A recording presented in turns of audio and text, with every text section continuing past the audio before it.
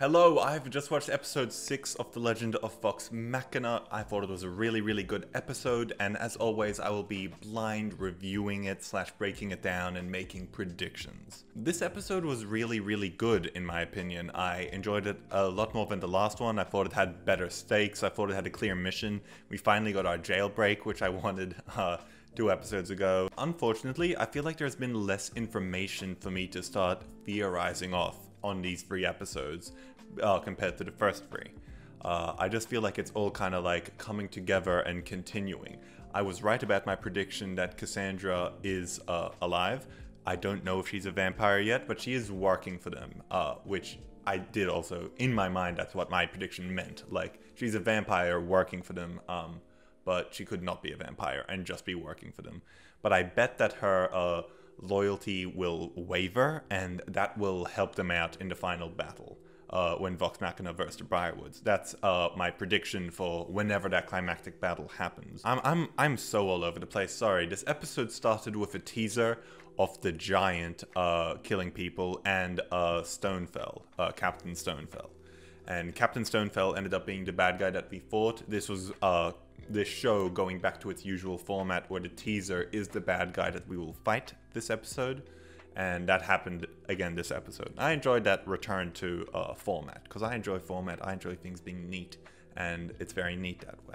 So in this episode they basically find the rebellion, then there's a cute like heist planning, how we gonna free Archie, the leader of the rebellion, and we need him because we want a full-blown rebellion to take on the Briarwoods. I don't know if I agree with that.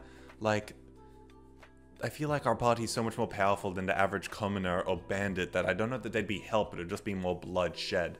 But the plot seems to think that they need all of these bandits, so I suppose they probably need these bandits. They briefly meet with Yenin, the like speaker woman, and she used to know Percy. So they have a cute little reunion, and she's very excited that he's back because he could like turn the tables on this revolution and really inspire the people because he is a Derolo. Then we got to see some more Pike stuff. Still not enough for my liking because I'm very interested in that for some reason. I think I just really like Pike as a character.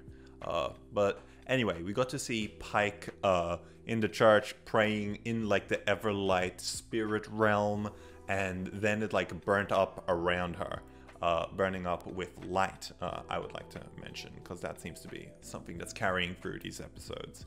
Anyways, the church lady there, I don't think she has a name yet, the priest, says that you aren't cursed, the problem is like you. And basically it's sending Pike on an introspective journey to figure out what is blocking her connection with the Everlight. Which is a very interesting arc. I really like it. It reminds me a bit of in Avatar: The Last Airbender, the chakra opening guru guy, and Aang having to go through all of those, and it's a very introspective time. I hope something kind of similar happens here. That's what I want to see, anyways. Then there's the really fun heist planning scene where they're all in the room and they all say their different things, and there's a cute little animation of each of them. Like Grog, Keyleth, and Scanlan make some shitty plans, and then obviously the real leaders, Vexvax and Percy, or not the leaders, more the like logical, intelligent ones, make the real plan. I think it's really funny when the Duke, the big guy, is like, "Where are Vox Machina?" And he's like, "What's a Vox Machina?" I thought that was pretty funny. I enjoyed that a bit. And Percy seems to have another gun, a like fold-up rifle that has these scopes that he said, "Oh, this is just bad news." And I think it'd be really cool if the weapon's name was Bad News. I don't know if that's gonna happen, but I think that would be really fun. And the lenses on the scope, as it like zoomed in and out, I just thought that is a really cool way of using scopes and zooming in like a fantasy setting. I just thought that looked really cool, and I really liked it. Then the party decide to split up to go into this jail to free Archie, and then Scanlan says the classic line of, "When has it ever been a good idea to split up the party?" Which is just such a D&D thing. It never works out. Every single time you do it, like, one party's into shit, because encounters are always made for the whole party. That's how you work as a DM. You're like, oh, this is CR5 for you know, level 5 party, and then you split the party up, half the party is fighting that. It's a bad situation. But it actually kind of worked out here. I mean, Sure, 3 of them were just blocked by a door, which I also loved. That was so Dungeons and Dragons. And then Vax being all like, nah, it's a cursed door, it's not a normal door. And they all just failed to just beat a door as an obstacle. I thought it was really, really fun. So while the other half of the party, the Vex, Keyleth, and Grug half, was sneaking through the prison, I thought that it was a really good OST again, really good soundtrack. I don't know why. Sometimes the soundtrack just clicks for me and I really like it, and other times I don't notice it. So this was the time that I noticed it, and I thought it was really, really good. So once the party regrouped and Vex and Vax had a quick little interchange, which I thought was really funny, where he asks her where you found all these people. She's like, picked it up along the way. She's like, why do you smell like piss? He's like, picked it up along the way. That was really funny. That was some really good dialogue. I like that a lot. And there's just a big long combat scene in different parts where the rebellion are taking out guards and the party is taking out guards, and Percy is kind of looking for Stonefell, and Stonefell brutally kills someone with a hammer on the head. Absolutely brutal kill there. And then Percy finds Stonefell, and his weapon seems to be much more powerful against the people whose names are on it, and he goes all black and he gets the plague doctor mask on, and I think that there's definitely like some sort of a deal with the devil going on here, almost certainly. And we saw after he killed it, the name was disappeared from the barrel of his gun, meaning that like it is a pact to kill this many people, and once that's gone, maybe the power will be gone as well, or something. I don't know. That's kind of my prediction for that. There was another name revealed to be on it, Dr. Ripley. Don't know who that is. I don't think we've heard of them by name before. So now the names that we know are on there are Lord Briarwood, Lady Briarwood, and Dr. Ripley, since Captain Stonefell is now dead. I also just really loved Percy's takedown of Stonefell. The like super powerful bullets like exploding that guy apart was just, it was just really satisfying. Also because he was such a ruthless character. Like it was really nice to see him get what's coming to him, you know? And I really like Percy's whole aesthetic with the Plague Doctor mask and the mist and everything, and the mystery behind it. I really enjoy that, and I want to see where it goes very much. And basically the episode ends with them all getting out, and him being Percy, being very excited that he has a sister, because Archie told him that Cassandra is still alive. And then the final scene is Cassandra with Lady Briarwood, Delilah. And she's like, oh no, don't worry about your brother, our plan is still good, like we're all good here.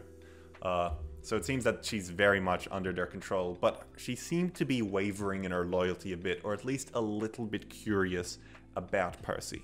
That's what I got from her facial expressions anyway, for the brief scene that we saw her in. So that about covers this episode. Not that much happened as far as plot points, but it was very entertaining. I thought the action was really well done and well paced, and it was just a really fun, good episode. I would say again an 8.5 out of 10. Entertaining episode, very, very good. So now for theories going forward. I kind of feel like from these 3 episodes, I didn't really get that much to theory craft off. Like, obviously, Pike and Scanlan are gonna be a thing that's gonna come up, maybe, or Scanlan's emotions towards her at least is gonna come up. Vax and Keyleth is obviously a thing that's gonna happen. And Grug missing Pike will probably not be a major plot point, I imagine. Like, I imagine he'll just be super duper stoked when she comes back, and that'll be very sweet.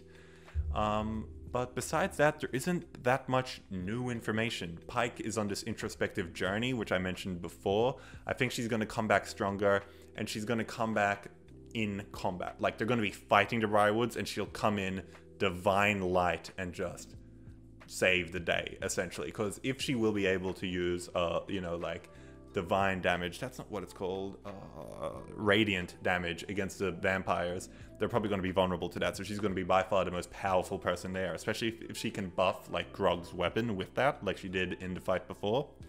Like, she's going to be clutch in that fight, as well with the healing.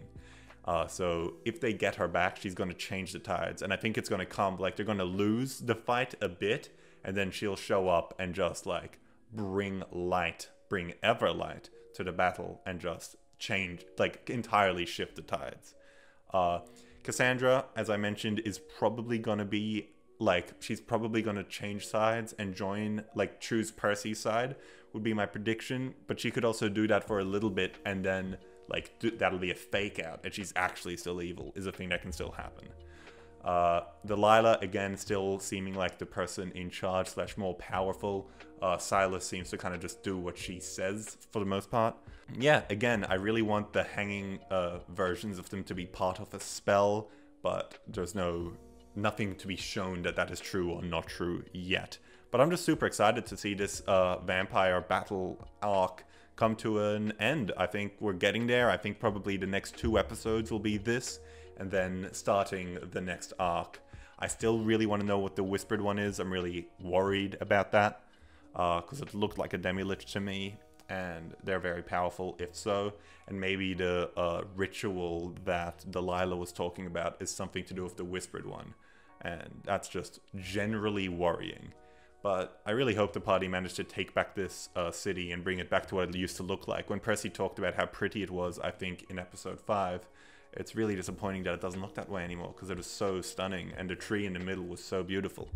So I really hope they win, but I'm ultimately not that hopeful. I kind of feel like they need a loss, or not a total win. They might win with some casualties, such as Archie is very disposable for character development, I'll say it that way. And same with Cassandra, unfortunately. I don't know how it'll go, but I feel like those two could die to, you know, make some emotional moments. And another thing that I think might happen is that they will fight this giant, because this giant has been teased to be a very powerful creature, and they're probably going to fight against them and the Duke character, the one with the big golden armor, who is also seemed to be like as big as Grog, like a half-giant Goliath type of guy. So I think that they will be enemies in the next episode or 2, and then the Briarwoods as the climax of this arc. Those are my predictions going forward. I'm very excited about episodes 7, 8, and 9, and please let me know in the comments if you prefer the single episode breakdowns, or if you'd want me to do all 3 of them next time.